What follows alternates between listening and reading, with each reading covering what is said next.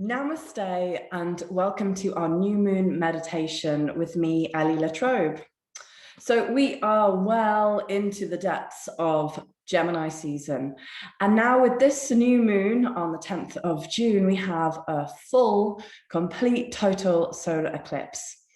Now, of course, even though not many of us are going to get the opportunity to see the eclipse, it's still nonetheless incredibly important astrologically.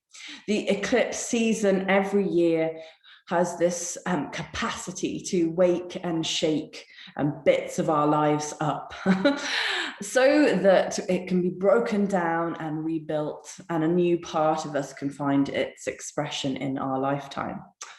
So for those of you who took part in the full moon lunar eclipse 2 weeks ago, you will be well versed and maybe a little bit aware of which places in your lives are being shaken up right now. But I'm sure that you will have glimmers of this. There's a subtle difference between a lunar eclipse, it was only a partial one, and a solar eclipse. In the lunar field, it's kind of felt. And I often think that the lunar eclipse is not necessarily as destructive as potentially the solar eclipse has the capacity to be, because it's the sun's ray which brings us life. It's the sun which is representative of our kind of higher self, and the moon is more representative of our emotions. So for the moon to be blocked out, it's like this opportunity to get a little bit more insight, and it's something that maybe is a subtle shift in our feeling body that isn't fully worked out into the cognitive mind until maybe perhaps a little bit later. So this solar eclipse, sometimes just having a little bit more awareness that things are maybe going to come at us unexpectedly. Challenges in our personal, professional, everyday lives may show themselves. And, you know, it may not be us that's feeling it, the brunt of it. There may be other people around you that are reacting some way, or having chaotic or unexpected things happening in their lives, and that's coming towards your world somehow. So just having that awareness and almost space to reflect and to hold your own, you know, to consciously get that space between what is happening and between your own feelings. And obviously, you know, we can't 100% control our emotions, but what we can do is we can over time control our responses and our reactions. You know, we can give ourselves this little bit more space within which we can change what we're going to do with what's happened, you know, with the stress. And I know a lot of people right now are still emotionally on the floor, you know, from the last year and a half. So it's really a time to really mind ourselves and mind each other, be compassionate to ourselves and be compassionate to others. Yeah, go slowly, tread softly, and just watch, observe, and maybe take a breath before a reaction happens. Yeah. So it is a new moon, and solar eclipses have to happen on a new moon for scientific astronomical reasons. And I know that a lot of people think a new moon meditation is pretty boring. You can't see the new moon. It's probably not there, you know, it's not important, not as important as our sexy full moons. But the new moon offers us this really beautiful space to let go and to initiate something new. It's like the beginning cycle, you know, every new moon is the beginning of a new lunar cycle. So with that, we have an opportunity to seed something new, just as we have in our annual cycle of the zodiac. We have this opportunity to grow something new every year, new seeds, new opportunities to grow them. So yeah, if you think about it, what an incredible opportunity if we consciously use these cycles to sow our seeds, to let go of life that has been lived or experiences that have been experienced, feelings. Instead of taking them on with us, we get the opportunity to let go and start a new cycle, a new day, a new chapter, a new book, you know? And I think a lot of us, you know, we need practice, you know? So every month, a new opportunity to, you know, practice what we're initiating, how we're going to start something, what seeds we're going to cast into the world. So we're going to think about Gemini because obviously the moon and the sun are in Gemini. There are two luminaries of the moment are there, you know, depending on when you're doing this video, they are coming into conjunction or just past conjunction, depending on what time you are doing this. And then we also have Mercury, which, if you haven't realized already, is going retrograde. So the traditional ruler of Gemini is in its own house, in its own sign, but it's going backwards. And so Gemini, as much as Gemini wants to drive us forward and it wants us to grow and it wants us to expand and it wants us to relate by meeting people, by exchanging ideas, by exchanging information, and by bringing together, you know, the symbol of Gemini, these two pillars with the horizontal on top. There's very much a bringing together of ideas, bringing together of people, creating these strategies, creating these plans. And Mercury, who is like the mental force, the mind, the you know, the archetypal mind, is then actually being challenged, is not working in the way that we naturally want to be expressing or living when we're in Gemini, when we've got a lot of Gemini influenced in our charts. And so, you know, this manifests and shows itself when communications get challenged, when people haven't heard the right bit of what you're trying to communicate, whether you haven't communicated or they haven't paused to receive the information, whether emails are getting lost in junk folders, or whether, I mean, every single consultation I've tried to do this month, last couple of weeks, has just been, it's gone into someone's junk folder, or the link that I've sent is too big, and then it's gone somewhere random, and then they need a password that I don't know, they can't get access to, so it has to be done again. So there's this, everything takes much longer because it's kind of almost has to be redone, like the conversations have to be had again, or the emails have to be sent again, or you know, trying to organize contracts, trying to you know, meet people for the first time, you know, there can be misunderstanding. And yeah, we have to, again, be gentle, pause, create some space, create some compassion, yeah, for ourselves and for each other, and you know, a lot of forgiveness, right? We have Jupiter in Pisces right now, the ultimate opportunity for compassion for ourselves and forgiveness for all of our like perfect imperfections. So I'm just going to show you a couple of things. So first of all, we are gonna think about Gemini. You know, this is the beautiful image that Ben Hassan of Designcraft has done for me. And here we have this intertwining Gemini columns linking up, you know, on the top level, the spirit, and on the bottom level, the form. And on both extremes and both dualities, there is this expansion out into, you know, and it's a, you know, Gemini really reminds me of the seed once it's grown and it's developing roots and shoots simultaneously. You know, Gemini is the third sign of the zodiac. So in Aries, the seed is initiating You know, it has all of the potential of a spiritual will, you know, the idea, and it's being received, but it has yet to have form. And then in Taurus, that idea is given a level of desire, and that primal desire for that idea gives it its first form.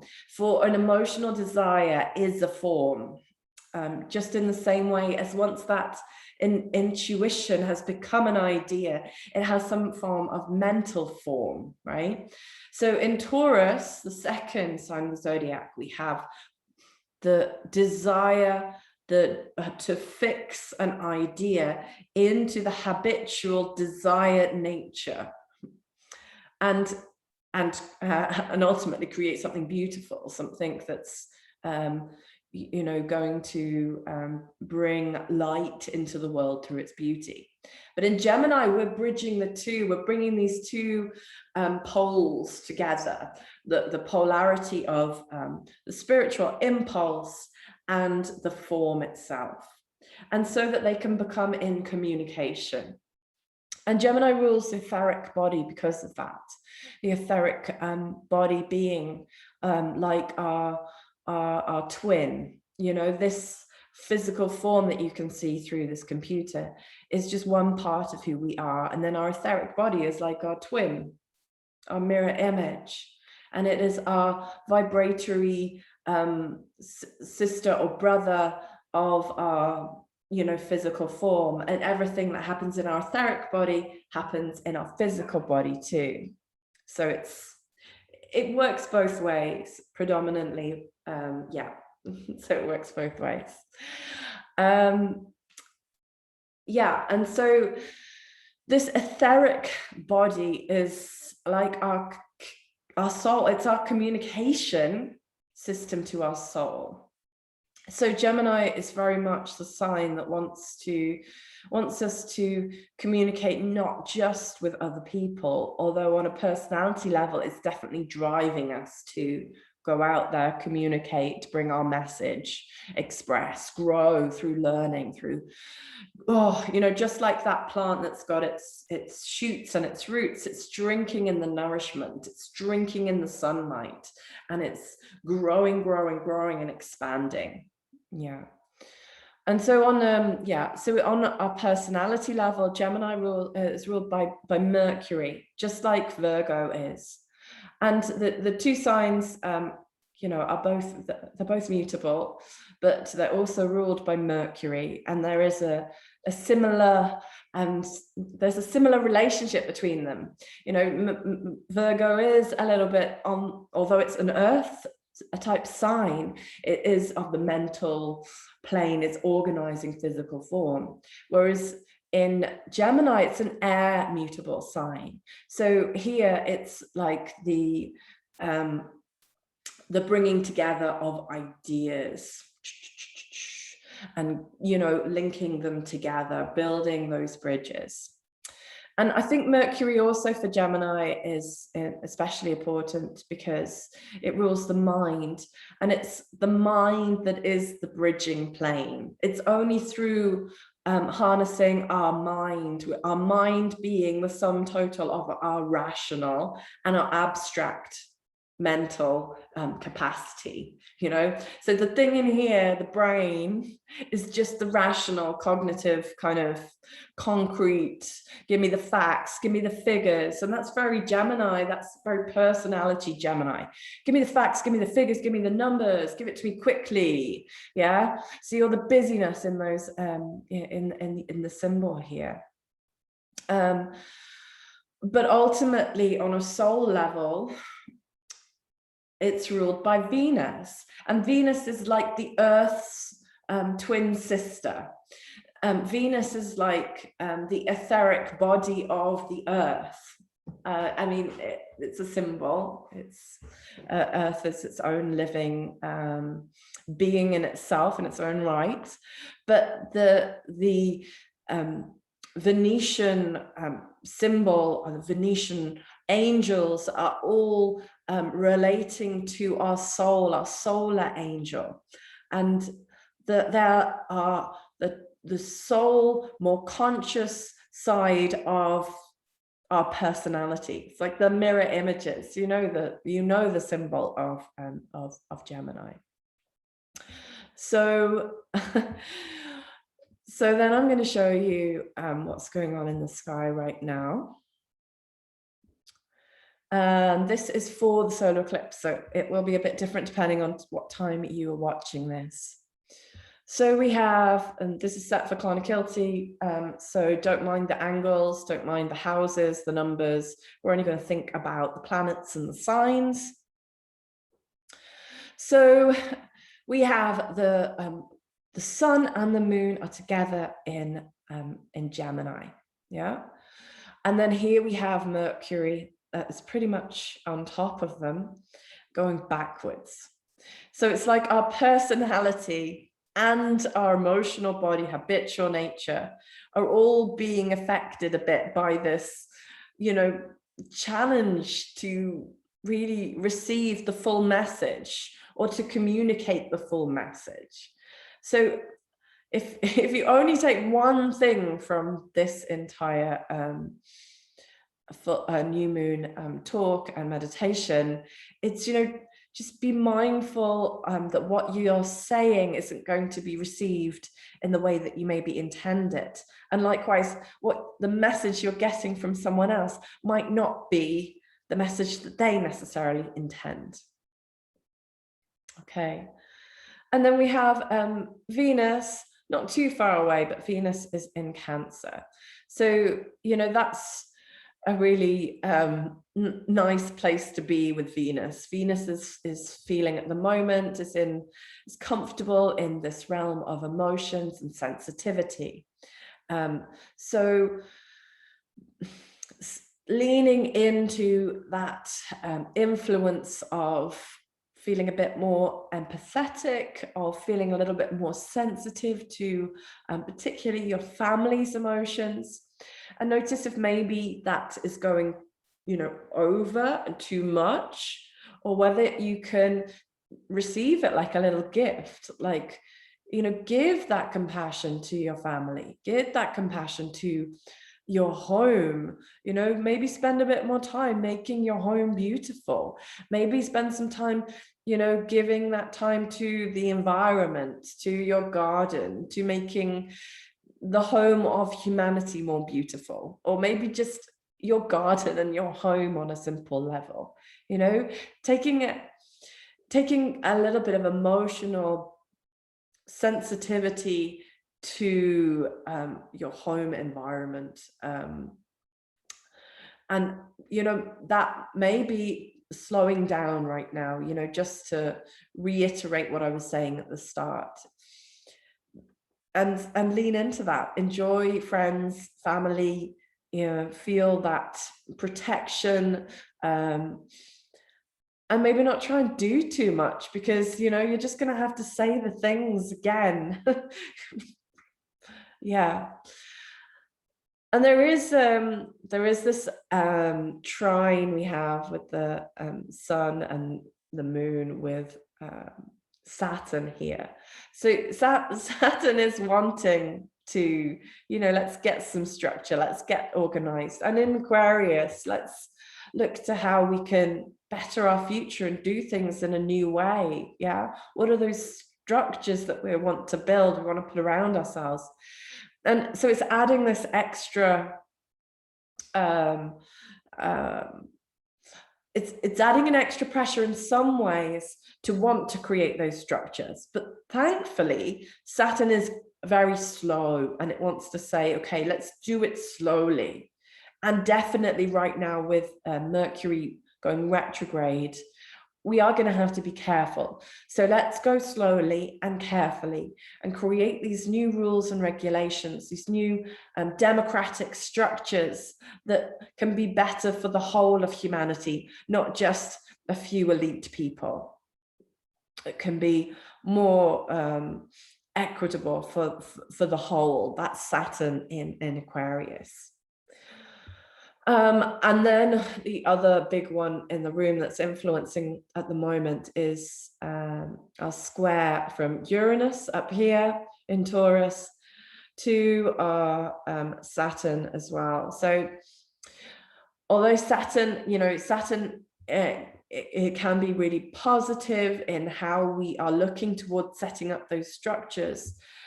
The ruler of Aquarius is, on the highest level is Uranus, which wants to shake things up, wake things up, create more democracy, create future innovation, and well grounded on Earth. It's in Taurus. Let's shake up those really fixed institutes. This connection to our institutions, our governments. Here, Saturn in Aquarius, which is the other part of Saturn in Aquarius. What things really need to change right now. And I think that really is coming to a light. Whether it is race issues, whether it is gender inequalities, whether it is immigration issues, whether it is environmental issues, and how big companies are, exploiting the environment, or, polluting on other people's doorsteps, destroying indigenous habitats and communities for just profit. This is also Saturn in Aquarius, and the revolutionary in Uranus is shaking things up, and it's this drive of the many, of saying, okay, enough is enough, and there's another way to do this. So it's because it's a square, it can be a bit of this friction. So again, going back to what I said at the start, we have to slow down. We have to really understand whether we are reacting just in rage, and the whole underbelly of our subconscious, unconscious emotions that are driving the show, or whether we are using those emotions to create conscious transformational change in the world. And our North Node right now is in Gemini, and so the North Node is like destiny. It's like soul purpose. It's like our North point and our compass. It's like, where are we going? And that's, let's bridge. Let's make some bridges here. Let's build some bridges between us as individuals. Let's bridge some bridges between our spiritual connection and our physical form. Let's start communicating and understanding from each other, about each other. Let's start to understand each other through communication, through understanding. And then, we still have Jupiter in Pisces, and that's the part I was talking about just leaning into that spiritual part of you, forgiving others, forgiving yourself, compassion, and just taking advantage of this short but sweet period of Jupiter being in Pisces to, just instead of escaping into, drink, drugs, alcohol, busyness, work, exercise, let's explore our imagination. Let's explore the artistry of our being. The deepest part of who we are. The only other part I haven't mentioned, but I mentioned in the last new moon, was just this Mars in opposition to Pluto, which feels quite charged. So again, it's another, inner frustrations, emotions that haven't been allowed to escape. And yet this transformation of the ingrained structures, establishments, systems of Capricorn, governance. So more of that. There's still work to be done. So we're going to do our meditation now. So to find yourself a comfortable seat. And if you're new to meditation, just see how you go. Even if you find your mind being distracted, just keep coming back.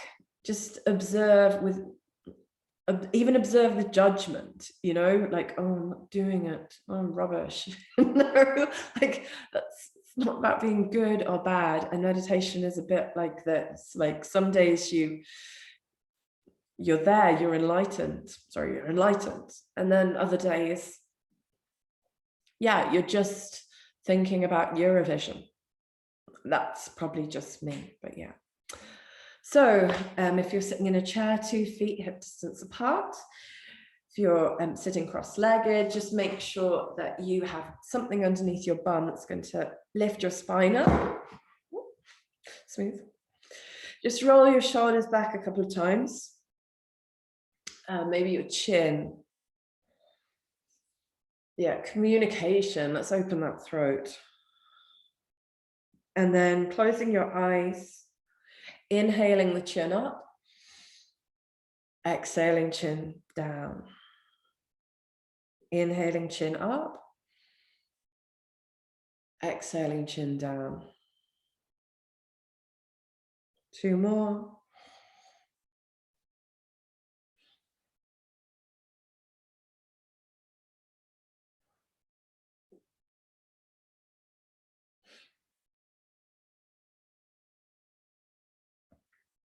And then placing your hands down on your lap, shoulders draw back, sitting nice and high on those sits bones. If you're on a chair, try not to sit too far back on the chair, fit more forwards on almost the edge of the chair. And now with our eyes closed and our gaze inwards, see how your spine is. See if you can exhale down your spine. Sounds weird, but see if you can get your exhale with your visualization going down the spine, deep into the ground beneath you. Inhaling, rising up the spine, up to the crown of your head. And exhale back down.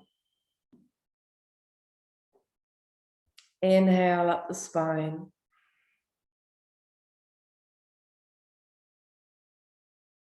Exhaling down.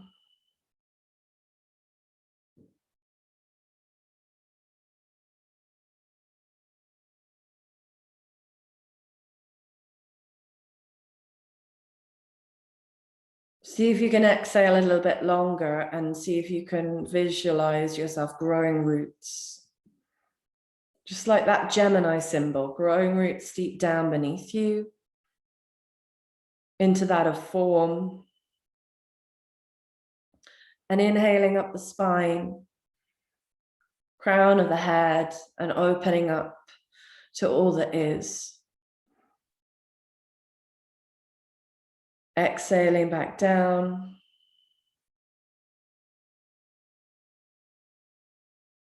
Inhaling, rising.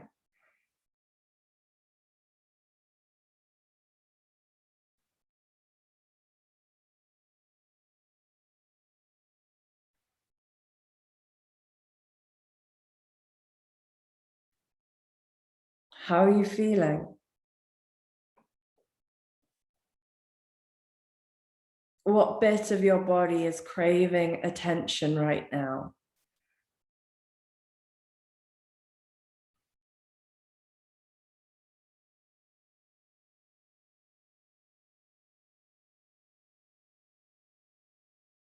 Bring your awareness to that part and just breathe in that area for 5 long breaths.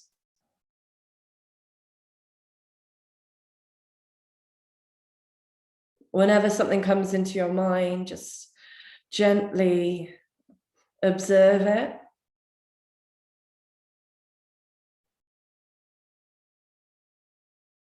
And get some space from it.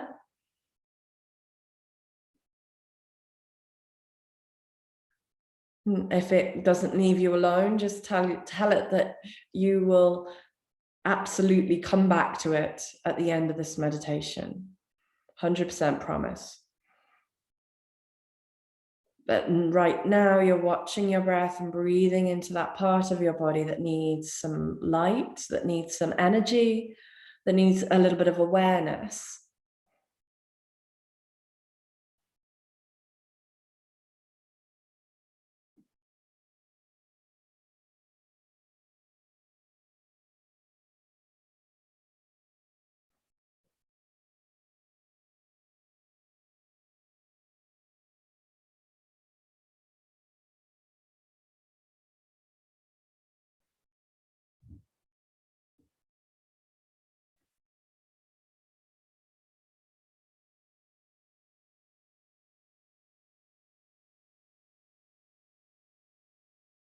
And now to your breath, exhaling 2, 3, 4, inhaling 2, 3, 4, exhaling 2, 3, 4, 5, inhaling 2, 3, 4, 5, exhaling 2, 3, 4, 5, inhaling, keep going.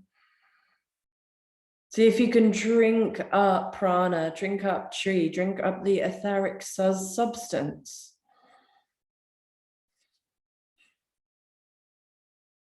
And with every breath, feel your body's etheric and physical form igniting.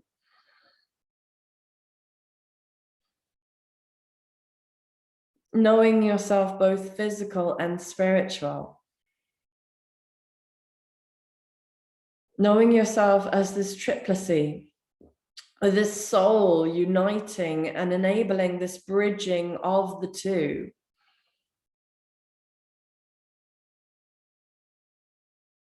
Enabling soulful communication. Enabling consciousness itself. And now rubbing your hands and bringing both palms to your heart. Feeling the connection of your heart. Swallow in your throat and just release that throat chakra. You can even massage it slightly if it feels very stuck. And with your gaze inwards and upwards, looking to that third eye, fully connected with your heart. As you start to open up your mind, in your mind's eye, see if you can travel above the clouds, the level of the clouds. See if you can travel to the place where there's blue sky. And bring your heart with you.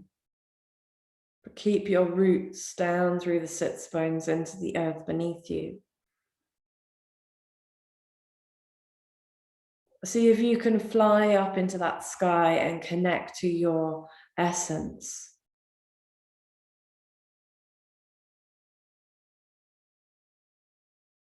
See if you can find your light.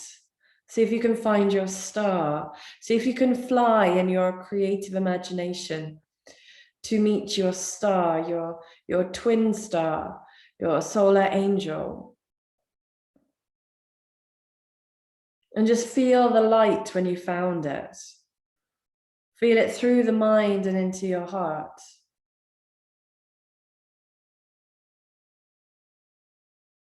Feel the synthesis of love, the expansion of love.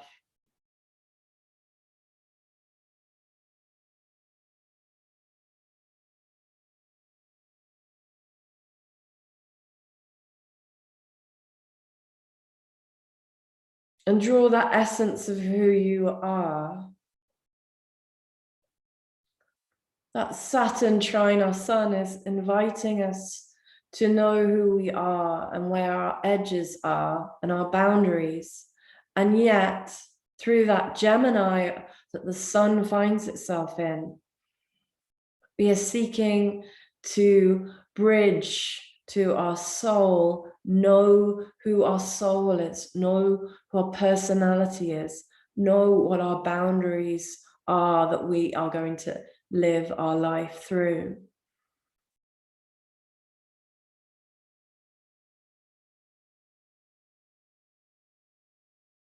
What are the new structures that you are building in your life to bring about greater democracy and equality in your own life? What are the areas that you're innovating?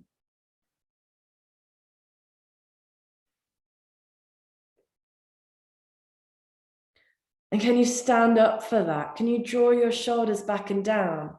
Can you swallow in your throat? Can you be prepared to communicate so super clearly your needs, your desires, your boundaries, your life rules by which you want to live your life?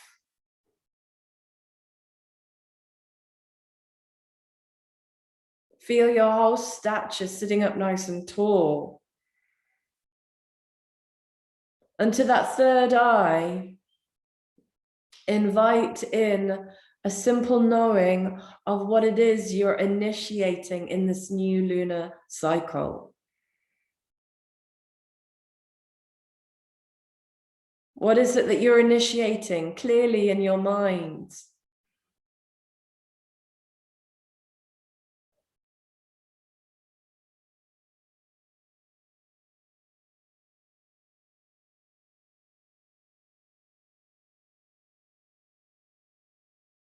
And then feel how that feels.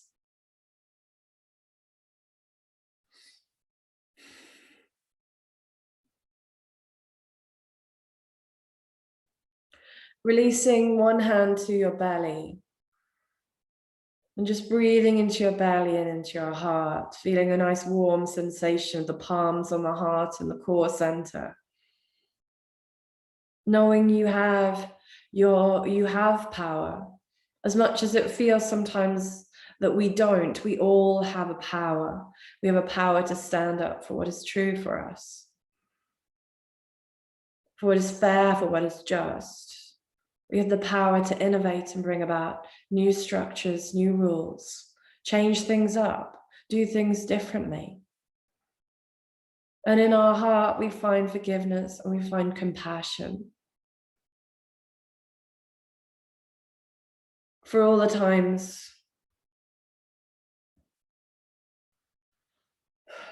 in the past that we're finding it hard not to let go of.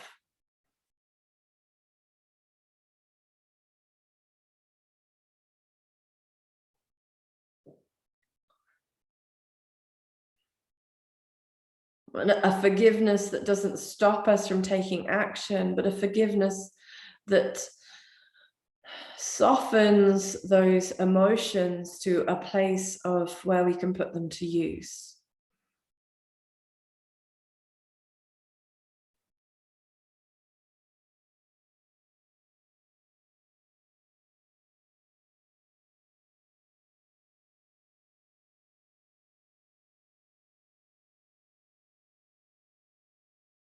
Forgiving yourself. Forgiving those around you.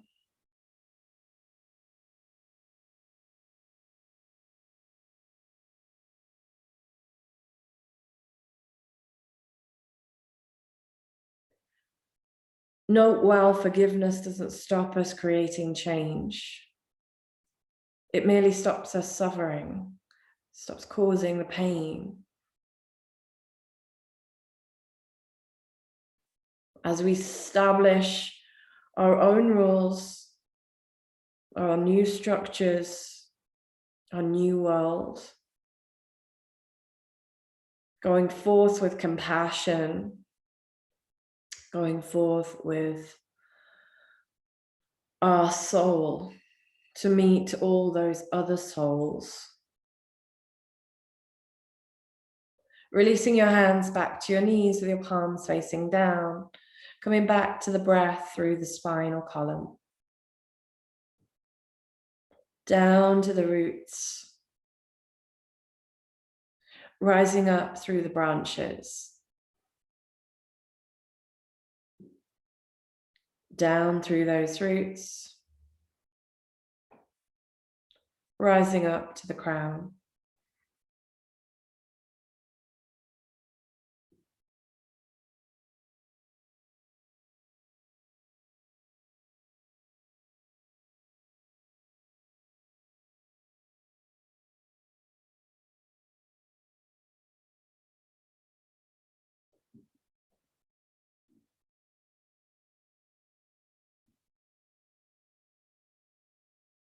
So now with your exhale, letting go of the old.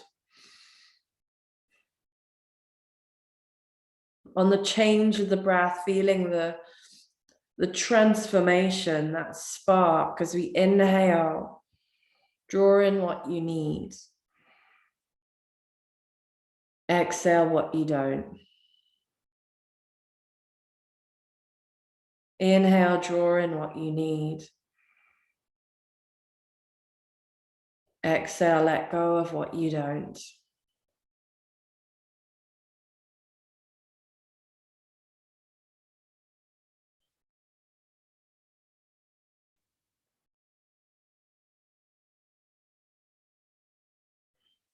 Feeling that vibration of your form as we sound Om 3 times, or simply listen. Take an inhale and exhale. And inhale for Om. Om.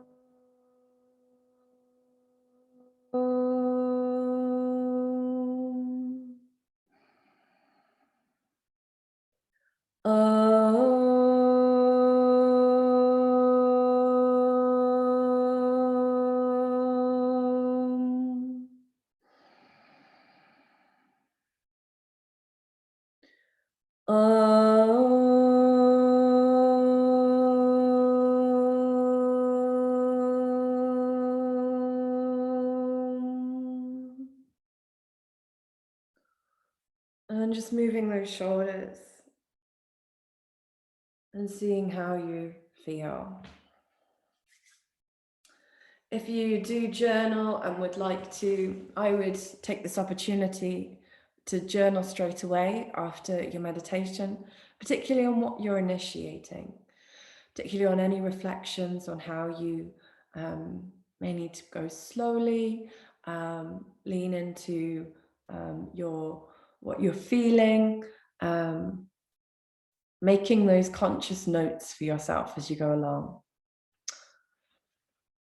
I hope that this ride through the solar eclipse is smooth, and that whatever happens in the outer world, you have that space within which to make your response, your conscious, soul-infused response.